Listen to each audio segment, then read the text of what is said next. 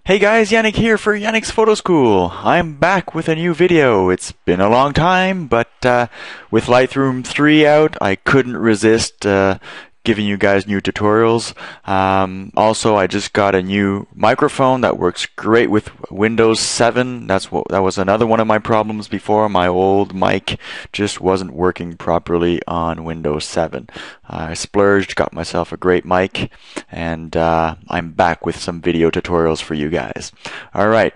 Today, we're going to go through Lightroom 3, one of my favorite new features. Actually, it's not a new feature, it's a new improved feature, which is luminance noise reduction. We'll actually go through the whole noise reduction process together, and at the end of this tutorial, I'll throw in a couple of new tweaks that they did in Lightroom 3, and then you'll be the judge whether or not it's worth upgrading from 2, if you already have Lightroom 2, to Lightroom 3.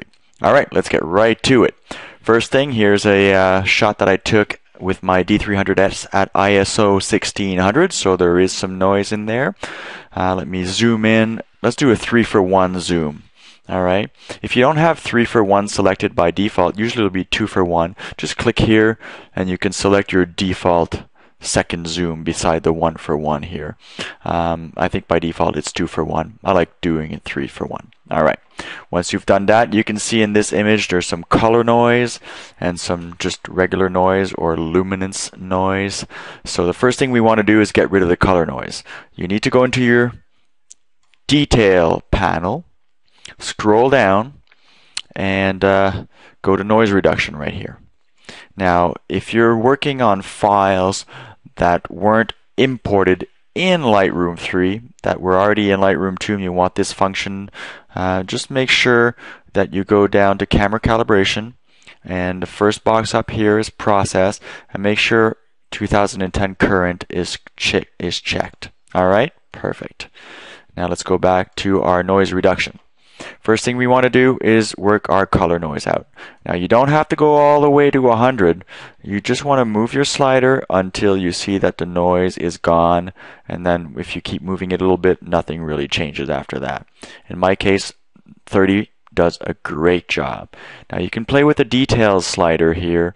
By default it's at 50, but if you remove it, it just actually muffles the color in the edges in your images. If you go all the way, it puts a little bit more contrast on the edge here. I think 50 was about right for this type of image.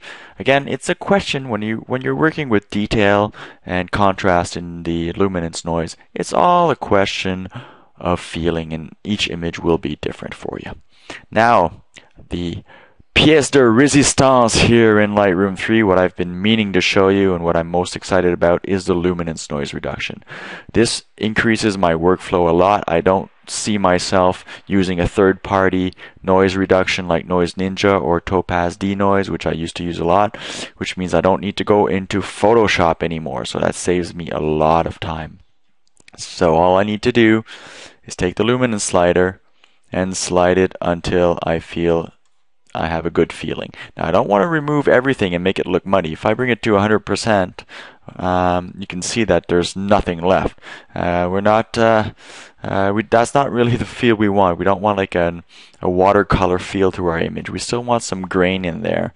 And I think that moving it to about 30 or 40 does a great job. It gives me like an ISO 200 feel to the image, which is something that I like a lot. So I'm keeping it that way.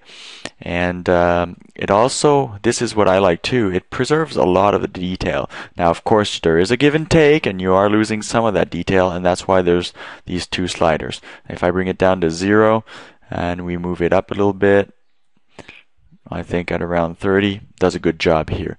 Now you don't want to bring it all the way to 100. You can see what happens there. There's some artifacting and you're reducing image quality a lot, and we don't want that. So let's bring it back down around 30. Looks good. And the same thing for contrast. Play with it. Bring the sliders, and again it can add some artifacting in there. For this image, I don't even need to use contrast. It'll actually accentuate the contrast between colors in your images on the edges. So in some images you might think that it's useful, in others not. In this case, I think I like it just the way it is without any contrast. And here's our image, and this is our final image. Now again, this image was not processed before, nothing was done to it, it was straight raw file. That's the other advantage, is that with third party you'd be working on a TIFF or a JPEG. Here we're working straight on the raw. So this is great. I hope you enjoyed this tutorial on the noise reduction part of it, and as promised, I'm going to add in a few new features that don't necessarily need a full tutorial for it. Now, one of the things that I really like about the Develop module now is they've added the collections panel here, so we do not need to go back into our library to select images or even create new collections straight there, delete them from there. You do not have to go back into the library module. Once you're in Develop, you stay there and you work with your collections straight from there. Create new ones, whatever. It's all in the Develop module. This will save you a lot of time if, of course, you are using collections. And another really cool feature is when you use the adjustment brush. Before you'd have just the button type things, and you'd have to click on a button to get all your sliders. What's great here is that it's there by default now. You just have the sliders.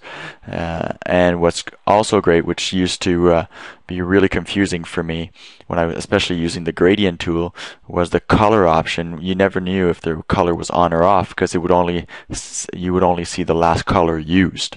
And here, when the color's off, there's an X. It's a white box with an X, and that's great. At least you know that.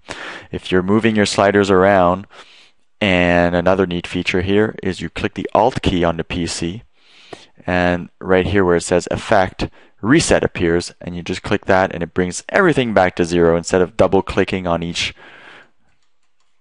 Double clicking to bring them back to 0. You can just press Alt on your PC. I think it's Command on the Mac, and then just click Reset and it resets everything back to 0. So just a few nice little tweaks here in Lightroom 3 that I perfectly enjoy.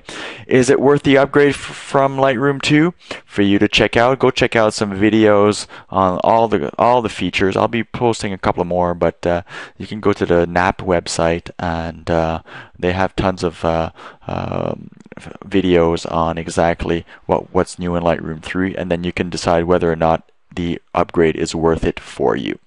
This is Yannick Chauvin signing out for Yannick's Photo School, and we'll see you soon. Bye-bye.